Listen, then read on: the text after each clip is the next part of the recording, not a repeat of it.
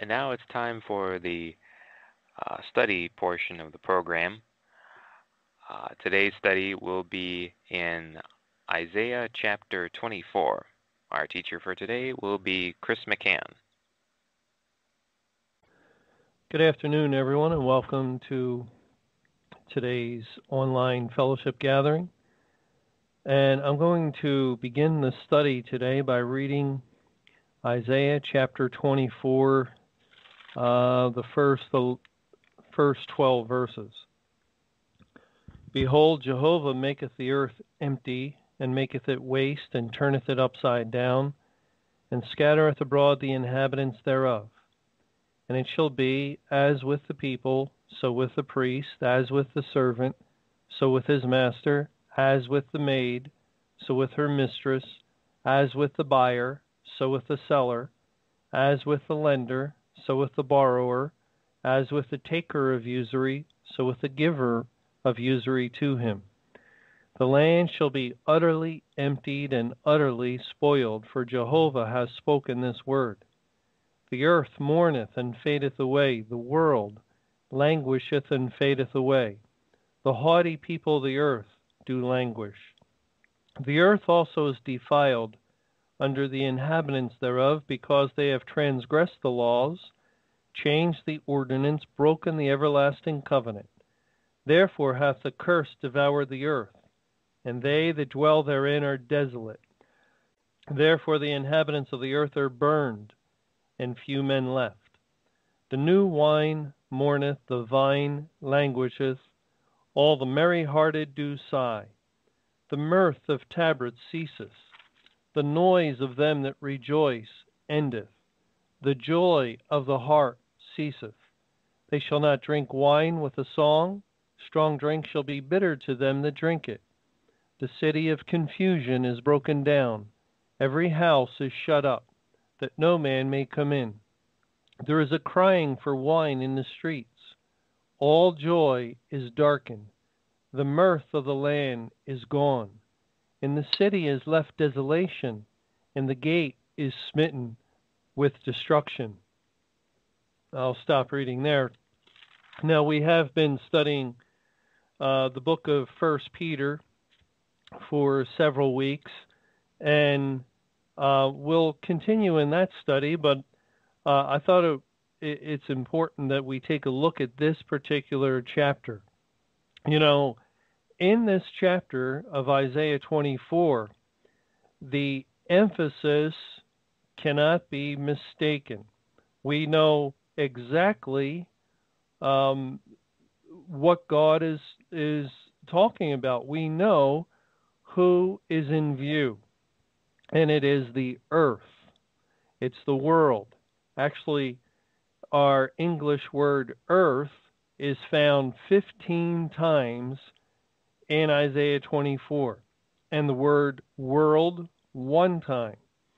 Of those 15 times for the word earth, 13 times are one particular Hebrew word, and it is often translated earth. It's the word that's found in Genesis chapter 1. And the 13 times it's found in this chapter is no coincidence. As we know, the number 13 points to the end of the world, which comes after 13,000 years of history. And that's right where we find ourselves. And it's clear as we read this chapter that God is referring to his judgment, his punishment for the world.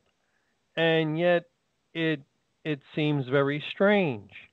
It seems unusual as we read the chapter, because the language here is similar to God's language of judgment when he's referring to Israel or Judah, which spiritually typify the New Testament churches. And yet he's not referring to Israel or Judah. Actually, the word Israel is found only once in Isaiah 24, and that's in verse 15, where it says, Wherefore glorify ye Jehovah in the fires, even the name of Jehovah, God of Israel, in the isles of the sea. It's simply identifying God. It's a name of God, the name of Jehovah, God of Israel. It's not referring to Israel as being the one under judgment. And we find the name Jerusalem once in the last verse of Isaiah 24, verse 23. Then the moon shall be confounded, and the sun ashamed, when Jehovah of hosts shall reign in Mount Zion and in Jerusalem, and before his ancients gloriously. And there again, it's speaking of God reigning in Zion, which is also a synonym for Jerusalem, and in Jerusalem. But it's not saying in any way the judgment of this chapter is upon Jerusalem. No, in both cases, the reference to the Lord God of Israel, and here when the Lord reigns in Jerusalem, it's not referring to the awful language, the ugly language of judgment that's found throughout the chapter. Clearly, and without any question, no one could argue this in any kind of real way. Clearly, the judgment found in Isaiah chapter 24 is the judgment of God upon the earth, the whole world. And yet it's very similar to language that describes God's judgment on the churches. We could find chapters similar to this in Jeremiah or other places of the Bible where God is referring to bringing his fury upon his own people. And why is this? If it's true, and it's not, but if it's true that the judgment of the world is that Christ comes on the very last day and then the world ends, that's false. That's not true at all, and we can prove that from the Bible, because there's a time, Matthew 24 and Mark 13:24 help us to understand, that is identified in the Bible as those days after the tribulation, and there's a period of time which comes after the tribulation. And it is during this period of time that God judges the world, known as those days. And it just can't be that God will utterly destroy the world. Isaiah 24 would make no sense as if God were to come and destroy the world in a moment, and this language would not fit. But once we understand that it is God's plan, and he lays out this plan in the book of Jeremiah in chapter 25, it is God's plan to first judge the city, which is called by his name, historically Judah, and which typified the New Testament churches and congregations. And then he judges the world in a very same way, in a similar manner. And Jeremiah 25 tells us that. Let's look at beginning in verse 28 of Jeremiah 25. And it shall be, if they refuse to take the cup at thine hand to drink, then shalt thou say unto them, Thus saith Jehovah of hosts, ye shall certainly drink. For lo, I begin to bring evil on the city which is called by my name. Now, that's important language. Notice God says, I begin to bring evil on the city called by my name, and that would be a reference to judgment beginning at the house of God, as we read in 1 Peter 4:17, and that's the beginning point of God's final judgment on this world. It starts with His own people, as we've seen. The churches were under the judgment of God, and that judgment was 23 years, from May 21, 1988 through May 21, 2011. Well, someone might say, are the churches no longer under the judgment of God since that period of time has ended? The answer is no. We can't say that. We would never say that. Actually, the judgment expanded. May 21 was the day of transition from the judgment of the churches, and it expanded to all the world. So since those in the churches by that day were not saved, and then the judgment expanded to all the earth, the churches are part of the world and continue under the judgment of God, as now that judgment is on all the earth. And it's the same judgment. As we continue to read here in Jeremiah 25:29, the city which is called by my name, and should ye be utterly unpunished, ye shall not be unpunished. For I will call for a sword upon all the inhabitants of the earth, saith Jehovah of hosts. Therefore prophesy thou against them all these words, and say unto them, Jehovah shall roar from on high, and utter his voice from his holy habitation. He shall mightily roar upon his habitation. He shall give a shout as they that tread the grapes against all the inhabitants of the earth. So this is the transition. Begin with the city called by my name. They drink of the cup of my wrath, and once they've drank, I will give the cup. It's the identical cup. There is nothing in this chapter to indicate it's a different cup. It's the same cup. God takes it from Israel or Judah, and he gives it to the world.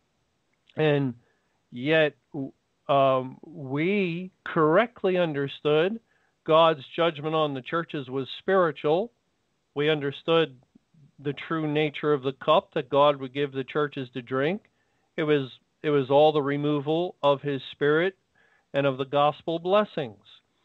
But then we made an error, and we assumed that once the cup was transferred and this transition was made to the world, that it would then become physical in nature. And part of this assumption could be seen with the great earthquake. We were thinking outwardly, literally, physically. And if we had read Jeremiah 25 carefully enough, we would realize it's the same Hebrew word, cup. It's the same language as God makes the transfer.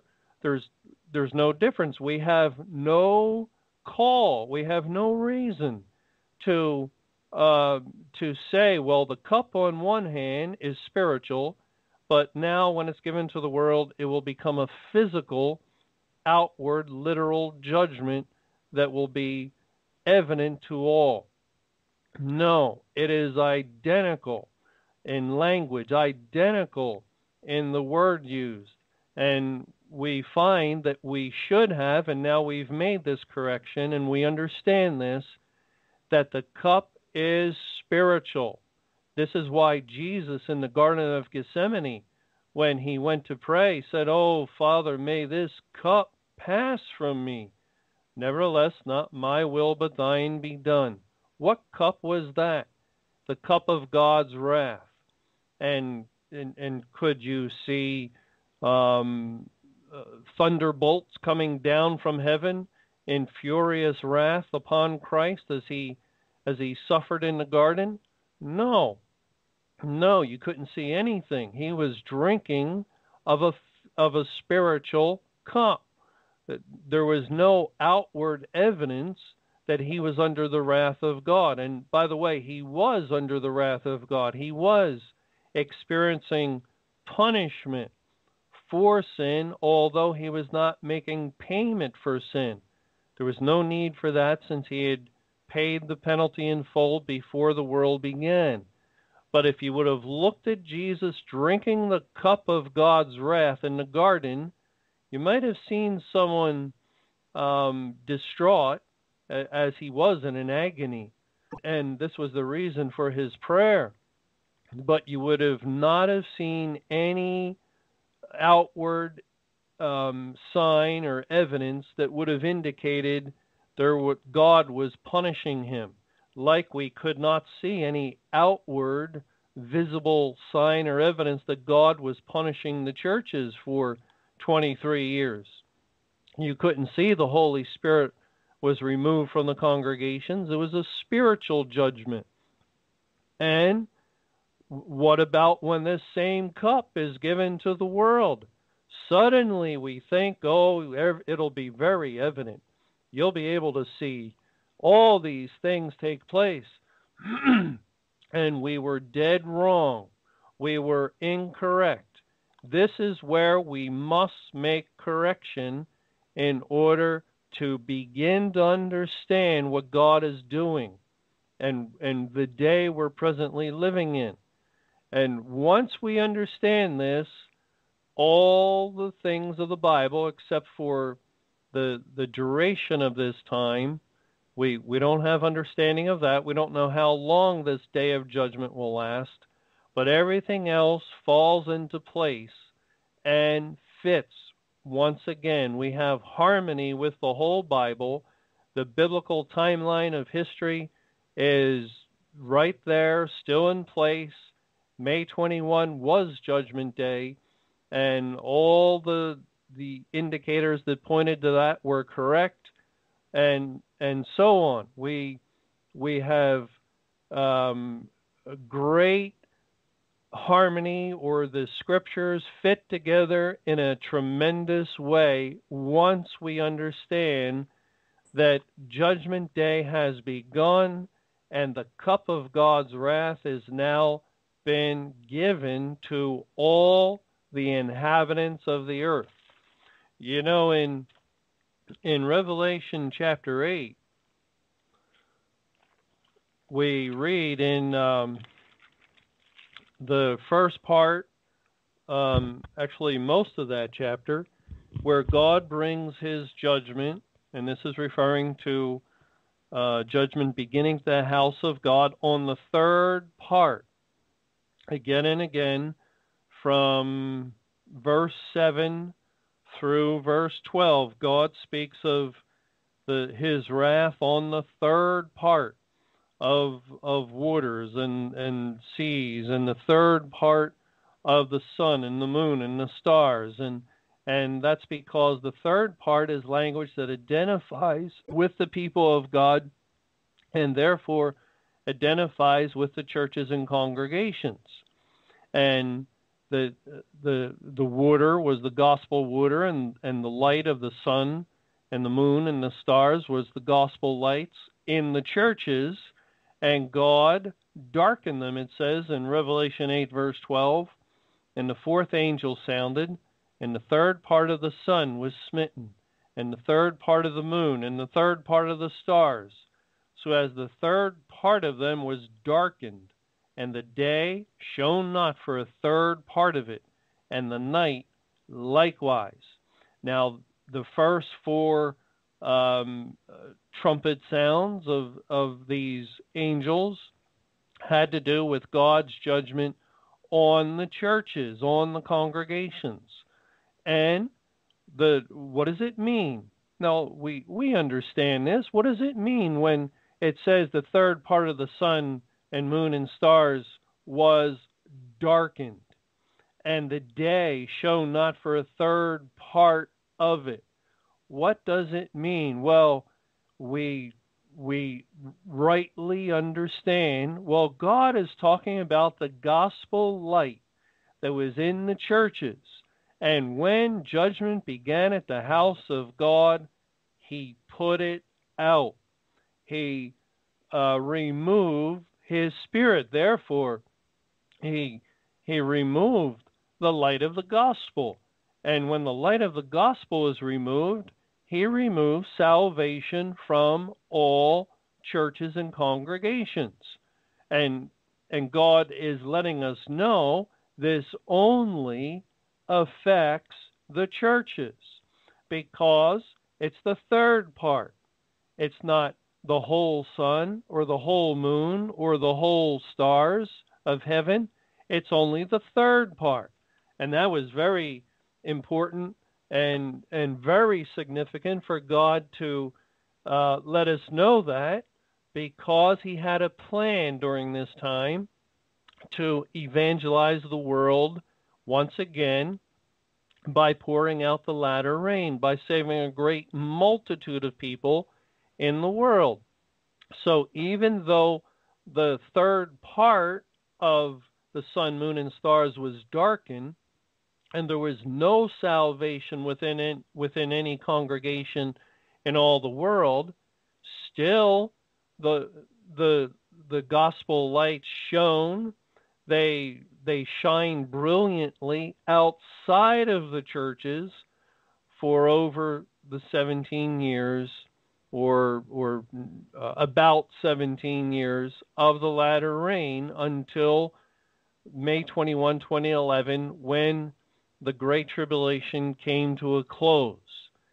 And what does the Bible's language say then happens immediately after the tribulation? The sun, it says, let me read this, but please keep your finger in Revelation 8. Go back to Matthew 24 in verse 29. Immediately after the tribulation of those days. Now the tribulation of those days means immediately after a third part of the sun was darkened, and a third part of the moon, and a third part of the stars, because they were darkened during the tribulation of those days. But immediately after the tribulation of those days shall the sun be darkened. It does not say third part, so we understand it to mean the entire sun. And the moon shall not give her light, and the stars shall fall from heaven. It is now complete. It's not just the third part of these things. It is the totality of the sun, the totality of the moon, the totality of the stars, because it is the day of expansion. It is the day of transition from judgment upon the third part, the churches, to judgment upon all the inhabitants of the earth, the complete sun and moon and stars. Once again, God uses identical language because it is the same cup of wrath. The cup given to the churches darkened their sun and their moon and their stars. The cup given to the world darkens its sun and its moon and its stars. The only thing now is there's nowhere else.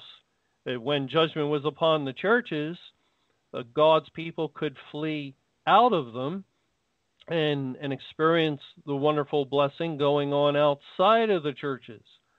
But once the judgment increases and covers all the world, well, there's no more place, there's no more area to go to.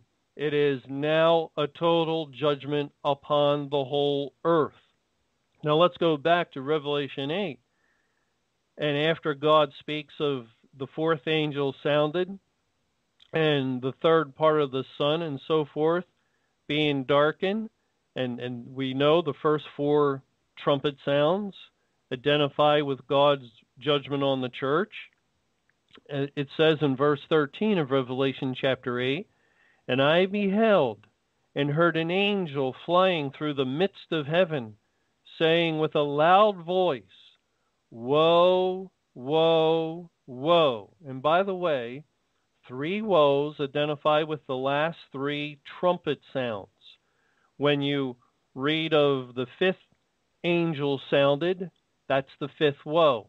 And the 6th angel sounded, or excuse me, that would be the first woe, the 5th angel. The 6th angel sounded, that would be the 2nd woe. And the 7th angel sounded would be the 3rd woe. The woes are synonymous with the trumpet sound. Woe, woe, woe to the inhabitants of the earth. The earth. Why the earth? Because it has expanded. If you remember in Jeremiah 25, God said that 2 times. He said at the end of verse 29, I will call for a sword upon all the inhabitants of the earth. This is right after he says lo,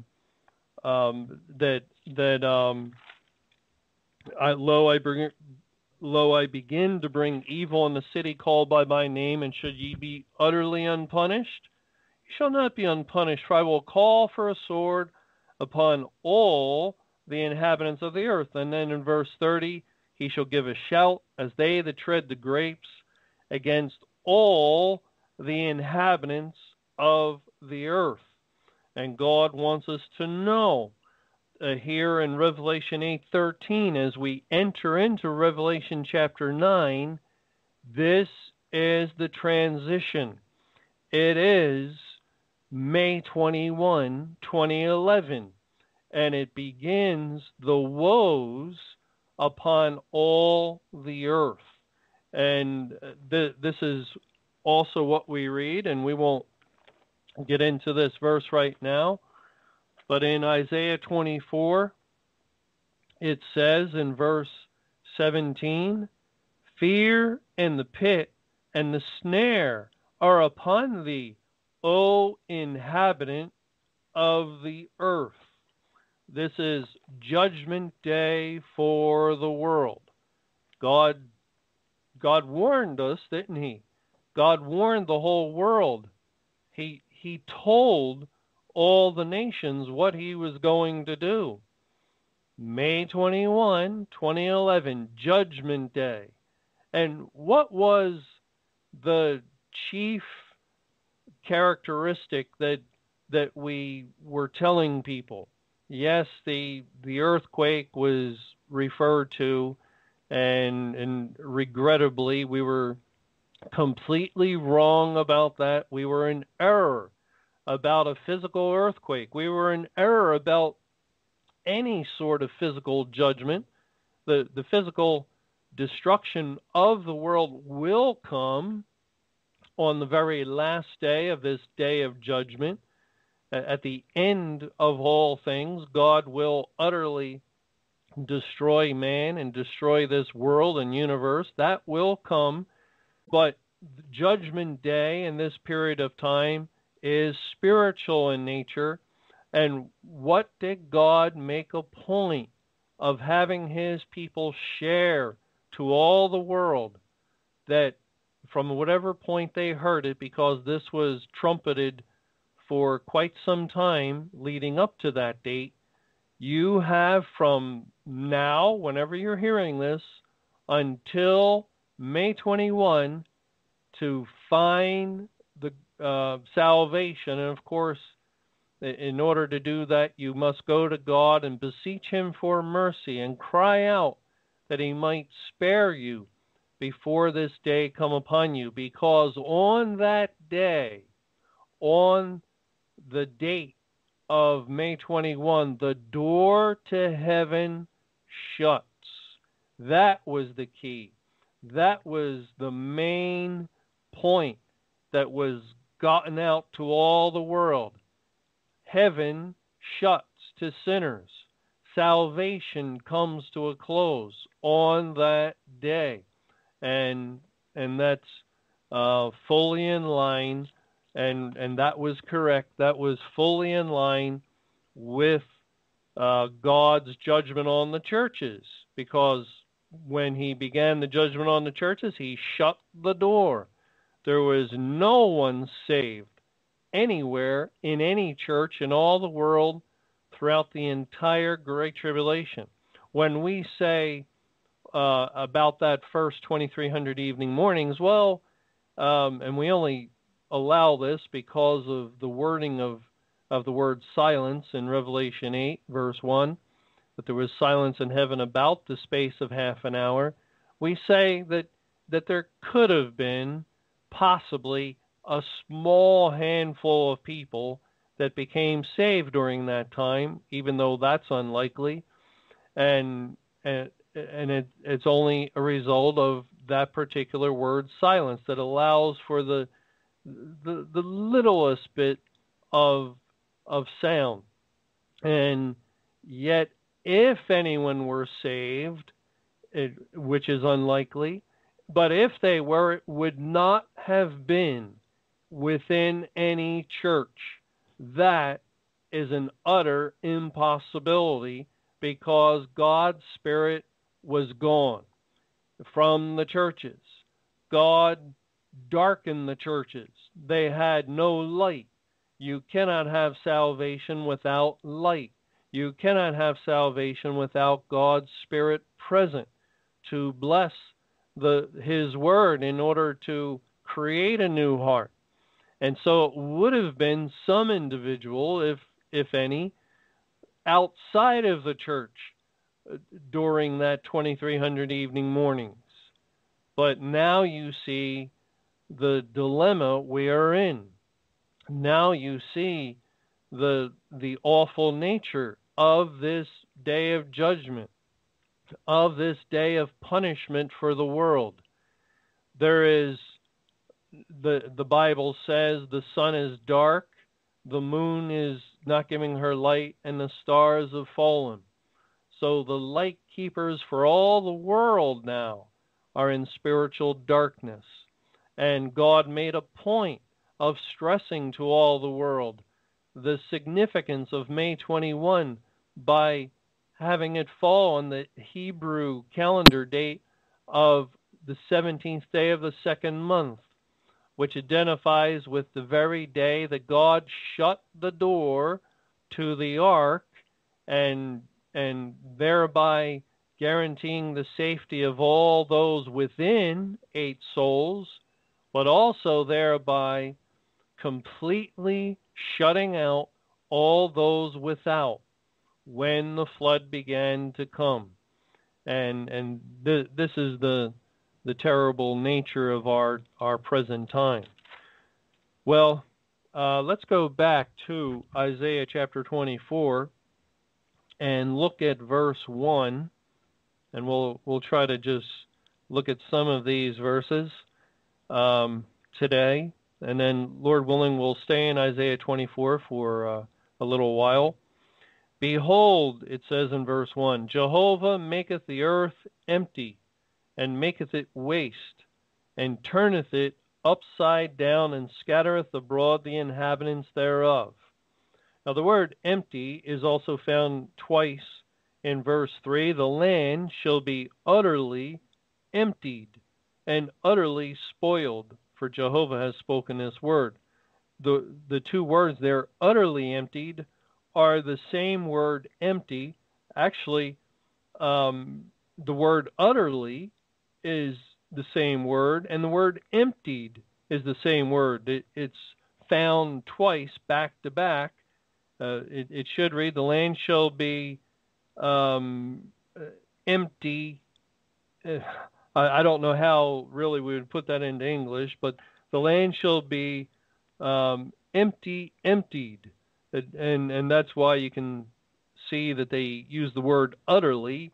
God wanted to stress this so much that he used the same Hebrew word twice. And definitely he's leaving no doubt that the land will be emptied. And this particular word can be found in Jeremiah chapter 51. Jeremiah 51 And I'll read the first couple of verses. Thus saith Jehovah, Behold, I will raise up against Babylon, and against them that dwell in the midst of them that rise up against me, a destroying wind, and will send unto Babylon fanners that shall fan her. The word fanners is only translated here as fanners. Everywhere else, 90-some% of the time, it's translated as strangers. So I will send unto Babylon strangers that shall fan her, and shall empty her land. For in the day of trouble they shall be against her round about. And there's the word empty. God will send strangers to Babylon that will fan her, and thereby empty her land.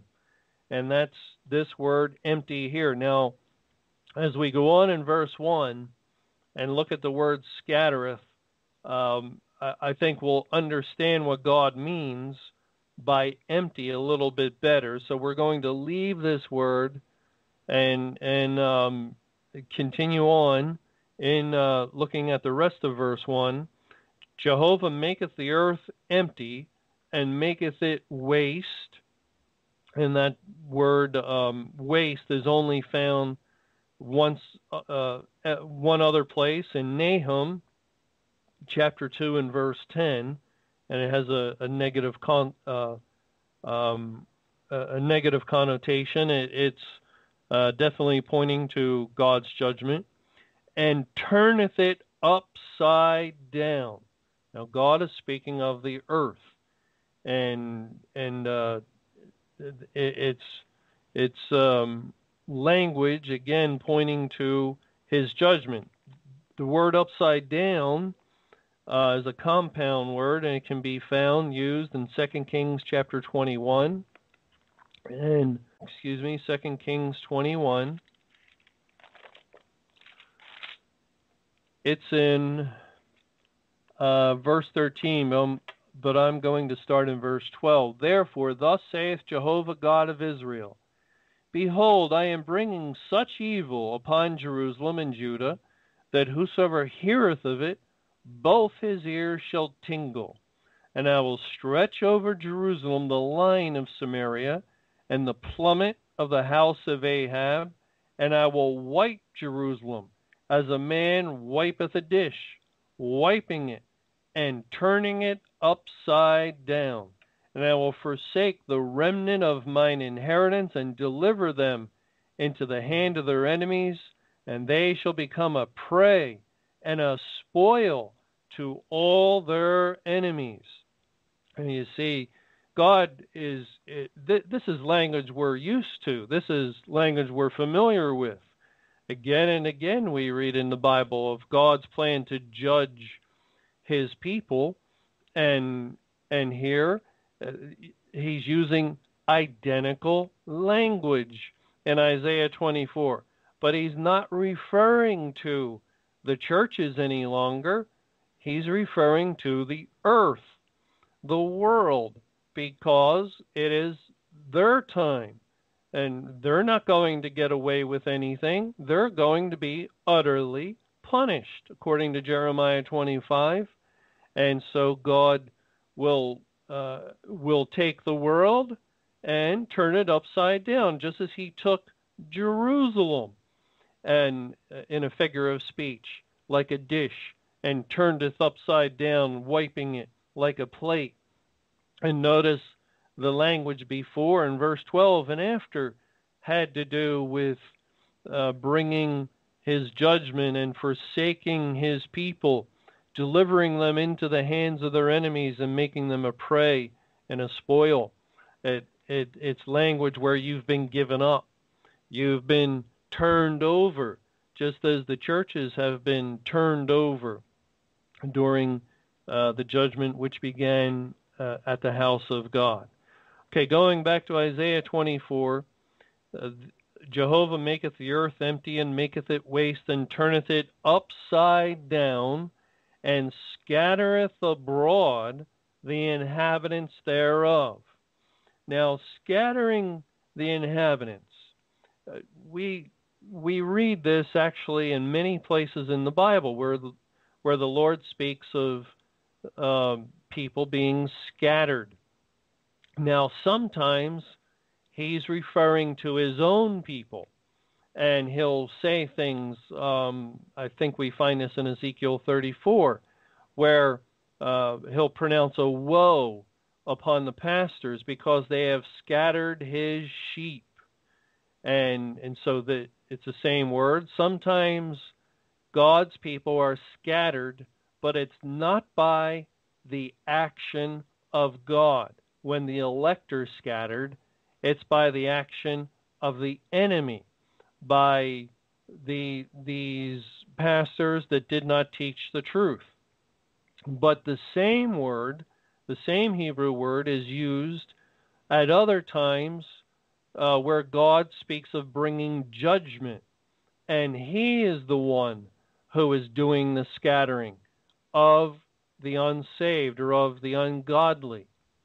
For instance, if we go back to Genesis in chapter 11, you remember the Tower of Babel, and when you read there of the people of the world, it was the whole earth that were of one language and one speech. And what was God's judgment upon them? Because really of their sin, it's all a result of man's sinfulness. In verse 7 of Genesis chapter 11, it says there, "Go to, let us go down and there confound their language, that they may not understand one another's speech.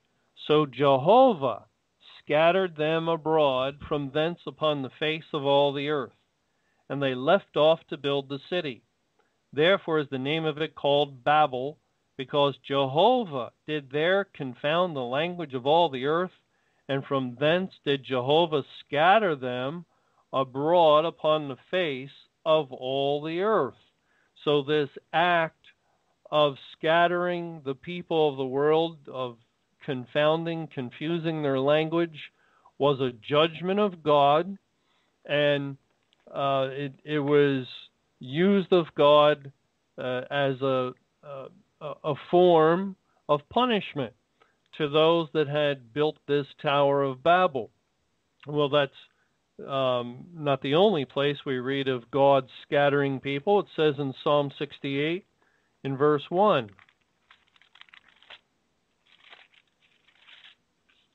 "Let God arise, let his enemies be scattered. Let them also that hate him flee before him." And in Deuteronomy chapter 30, I'll read the first 5 verses there. We also read of God scattering, and it says in verse 1, "And it shall come to pass, when all these things are come upon thee, the blessing and the curse, which I have set before thee, and thou shalt call them to mind among all the nations, which Jehovah thy God has driven thee, and shall return unto Jehovah thy God, and shall obey his voice according to all that I command thee this day, thou and thy children, with all thine heart and with all thy soul, that then Jehovah thy God will turn thy captivity and have compassion upon thee, and will return and gather thee from all the nations whither Jehovah thy God hath scattered thee. If any of thine be driven out unto the utmost parts of heaven, from thence will Jehovah thy God gather thee, and from thence will he fetch thee." Now, to be gathered is the opposite. It points to the mercy of God, to the grace of God. He's gathering us unto himself, unto the Lord Jesus Christ. But to be scattered relates to the judgment of God. And so we see this in many places in the Bible. I think that's clear enough. You could also look at Nehemiah 1 verse 8, where the law of Moses is referred to, which it could be what we just read. And it says there, "If ye transgress, I will scatter you abroad among the nations." And that's a definite reference to the penalty for sin. If you sin, transgress the law of God, you will be scattered in the world. But now, in Isaiah 24, God is scattering abroad the inhabitants thereof, of the earth. We can understand if God scatters Jerusalem, or if he scatters Judah, or if he scatters the people at the Tower of Babel, they go other places. Where will the inhabitants of the earth go if they are scattered? Well, see, this is just a figure of speech God is using to indicate the earth is under his wrath. He is scattering them in a spiritual sense where they are not experiencing his grace. It's when an individual or a people are gathered that they experience his grace. It goes on to say in verse 2 of Isaiah 24, "And it shall be, as with the people, so with the priest, as with the servant, so with his master, as with the maid, so with her mistress, as with the buyer, so with the seller, as with the lender, so with the borrower, as with the taker of usury, so with the giver of usury to him." And this is language really that's pointing to all the people, all these different groups and occupations, and God is making sure that we know that everyone is in view. It's 6 pairs, 12 groups are mentioned, and they're paired, so the number 6 is in view, or 2 times 6, and this has to do with all the inhabitants of the world. It's another way of saying what the focus is on. No one escapes the judgment of God, except, of course, for God's elect. No one of the world, no matter if you're poor or rich, no matter your stature or your position, just as the judgment came upon the Egyptians from Pharaoh, who sits upon the throne, to the captive in the dungeon. Their firstborn died. No one was able to escape or avoid or get away from the judgment of God. And so it shall be with all these people groups, and they're just representative. I suppose we could look at the number 12 as the fullness of all the people of the world, all those also that are involved in works, since it's 6 pairs. These are not individuals that are saved by the grace of God in any way. They think that perhaps they can get right with God through their own efforts and their own good works, and all are under his wrath. It says in Ezekiel chapter 7, in verses 12 and 13, and this is how we can understand what's being said back here in Isaiah 24:2. It mentions here the buyer and the seller, which is one of the pairs that are found. It says in Ezekiel 7, verse 12, "The time is come, the day draweth near. Let not the buyer rejoice, nor the seller mourn, for wrath is upon all the multitude thereof. For the seller shall not return to that which is sold, although they were yet alive, for the vision is touching the whole multitude thereof." So here God uses one of those pairs and then emphasizes, look, it's not just the buyer and the seller, it's everyone. It's the whole multitude. And that's exactly the point in Isaiah 24 and verse 2 with these 6 groups, these 6 pairs of people, of 6 pairs of groups that are mentioned. They're representative of all the unsaved people of the world. And then it says in verse 3 of Isaiah 24, the land shall be utterly emptied and utterly spoiled, for Jehovah has spoken this word. And again, now we can understand this emphasis on emptied when we realize, well, God is speaking of scattering abroad the inhabitants, just as he sent fanners or strangers to fan Babylon and to scatter the inhabitants of Babylon. God is scattering the inhabitants of the earth. And let's think about it one more time. If a city like Jerusalem has its inhabitants scattered, that means that's language that indicates the city of Jerusalem is under God's wrath and has no salvation there. So even though the churches continued to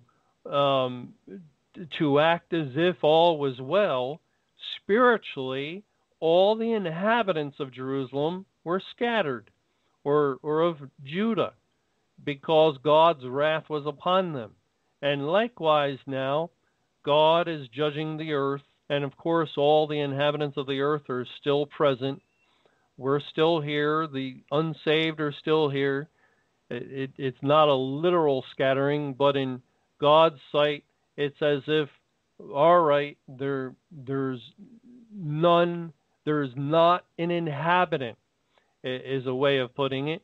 There is no longer his mercy available to Jerusalem when it is scattered, or to the earth. He has utterly emptied the inhabitants of the earth as far as he is concerned in relationship to his gospel message of salvation, I think is how we can understand this. And then God says at the end of verse 3, for Jehovah hath spoken this word.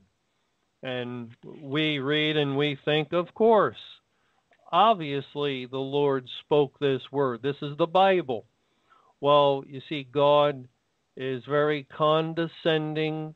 He's very gracious to us and very kind to us.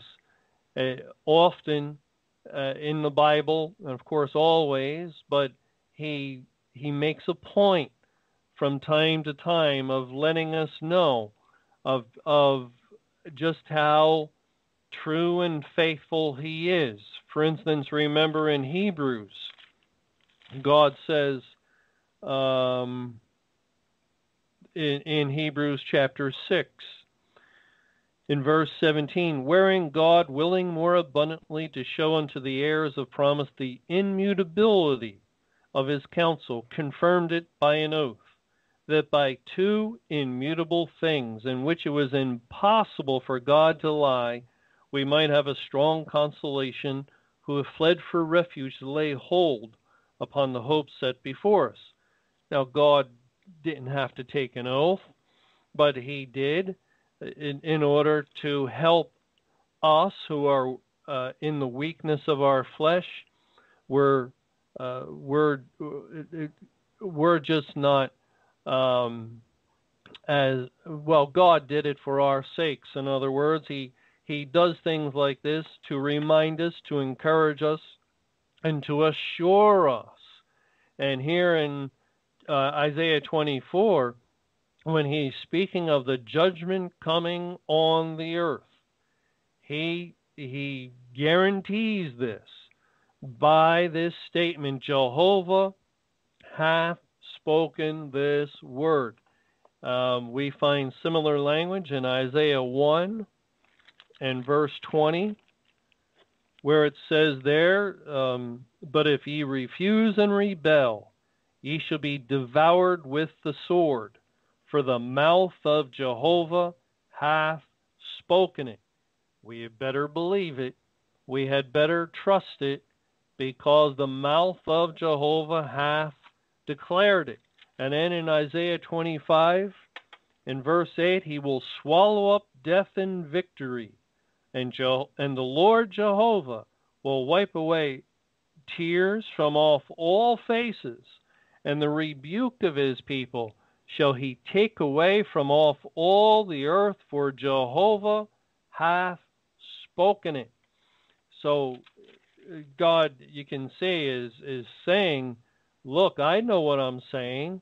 I realize the statements I'm making are they're just extraordinary. They're incredible. They're amazing at times. And you look around you in your present situation, and you see the world, and you see how it's always seems to be the same. And how can it be, for instance, as Isaiah 25 tells us, that the day will come when of the resurrection, and the day of receiving new spiritual bodies, and all tears are wiped away. And God realizes how incredible a statement that is, but he wants to assure us, look, I am the God of the Bible. I am the Almighty, the everlasting God. I have spoken it, and it is absolutely true and faithful, and you can trust it completely. And likewise, when God says in Isaiah 24, these things about emptying the earth and turning it upside down, and the additional things we'll learn as we continue, it all is coming from the mouth of God. He has spoken it. We're going to stop here and take a short break, and then we'll come back for our question and answer time this Sunday.